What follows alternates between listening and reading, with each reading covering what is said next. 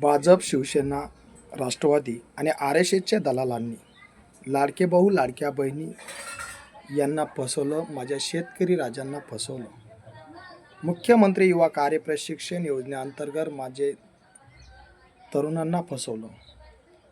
मी स्वतः अभिलाल दादा देवरे, आदर्श मल्हार बहुजन सेना ऑल इंडियाचे संस्थापक अध्यक्ष, सुट्रेपाडा या गावामध्ये जिल्हा परिषद शाळेत 25/9/2024 पासून तर 24/8/2025 अखंड 11 महिना प्रशिक्षण घेतलं.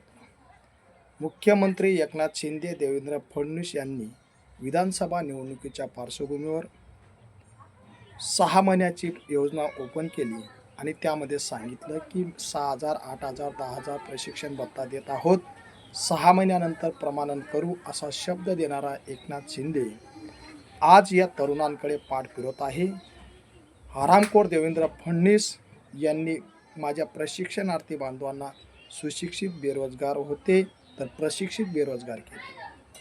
एवढंच काय, परमानंट नोकरी देण्याचं आश्वासन देऊन अभिलाल दादा देवरे आणि संपूर्ण महाराष्ट्रातील तरुणांनी जो लढा उभा केला, या लढ्याला यश आलं. अजितदादा पवार यांनी मला शब्द दिला होता, त्या शब्द ते खरं ठरलं आणि 5 महिन्याची मुदतवाढ झाली. सुट्रेपाडा या पुण्यनगरीमध्ये अभिलाल दादा देवरे, कविता अभिलाल देवरे, भाग्यश्री आणि राजेश आम्ही सहपरिवार 16 दिवस अन्नत्याग उपोषण केलं. संपूर्ण 11 महिना प्रशिक्षण घेऊन या तरुणांना रोजगार तुम्ही देणार का नाही याचा जबाब द्यावा.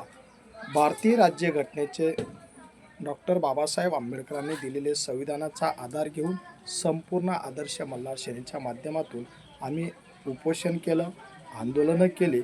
परंतु या हरामखोर देवेंद्र फडणवीस, एकनाथ शिंदे आणि यांच्या दलालांनी आम्हाला कोणताही प्रकारे योग्य तो निर्णय दिला नाही.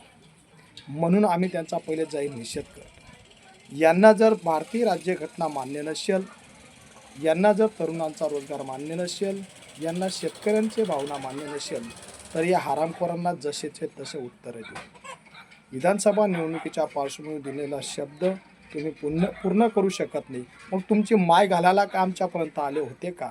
आम्ही प्रशिक्षित बेरोजगार का केलं? हा जबाब या महाराष्ट्राच्या जनतेला देणं अपेक्षित आहे. आज पावसाळी अधिवेशनामध्ये हरामखोर एकनाथ शिंदे आणि देवेंद्र फडणवीस या हरामखोर एक शब्दसुद्धा काढू शकत नाही. मंगलप्रभात लोढा एक शब्द बोलू शकत नाही. जर ही भाजप, शिवसेना, राष्ट्रवादीचे दलाल तसेच RSSचे दलाल या तरुणांना बेरोजगार करणार होते, तर आमच्याकडनं मतं का घेतली? आम्हाला प्रशिक्षण करून का घेतलं? मी स्वतः वर्ग शिक्षक म्हणून जिल्हा परिषद शाळेत 11 महिना काम केलेलं आहे. मला महाराष्ट्रातील जनतेला एकच प्रश्न विचारायचा आहे. मला नोकरी मिळेल किंवा नाही मिळेल हा प्रश्न नाही, परंतु तुमच्या मुलांना आज शिक्षक नाही, 2012 पासून शिक्षक भरती झालेले नाही आणि त्याच्यामुळे आपल्या विद्यार्थ्यांना जे आम्ही प्रशिक्षणार्थी म्हणून जे 11 महिना वर्ग शिक्षक म्हणून काम करत होतो, त्याच्यामुळे त्यांना कुठंतरी आधार होता. परंतु आज या तरुणांना शिकवण्यासाठी शिक्षक नसतील तर त्यांचं पुढील भविष्य वाया जात आहे आणि याला सर्वस्व जबाबदार एकनाथ शिंदे, देवेंद्र फडणवीस आणि महाराष्ट्राचे संपूर्ण हे दलाल आहेत.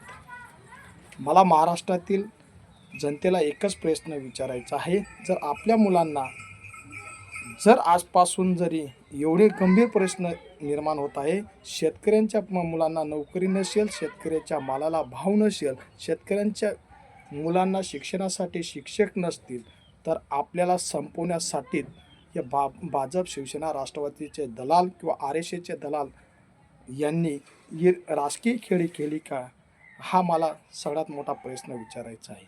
जर पावसाळी अधिवेशनामध्ये आमचा हा मुद्दा मांडू शकत नसतील किंवा आम्हाला मी स्वतः जर आज वर्ग शिक्षक म्हणून काम करणारा विद्यार्थी दुसऱ्याच्या शेतात जाऊन 400 ते 500 रुपये रोजाने मला कपाशी खेळण्यासाठी जावं लागत असेल, तर ही मोठी या शासनाची शोकांतिका आहे. तर या शासनाकडनं जर नोकरी देता येत नसेल तर यांनी राजीनामा द्यावा. यांच्याकडून राज्य चालवता येत नसेल तर यांनी राजीनामा द्यावा. अन्यथा तुमच्या माय घालायला आमच्याकडे आले का यांनी जबाब द्यावा. यांना संविधान मान्य नाही म्हणून आम्हाला आरेला तुरं करण्याशिवाय आमच्याकडे पर्याय नाही. एवढंच बोलतो आणि इथंच थांबतो. जय हिंद, जय भारत, जय संविधान.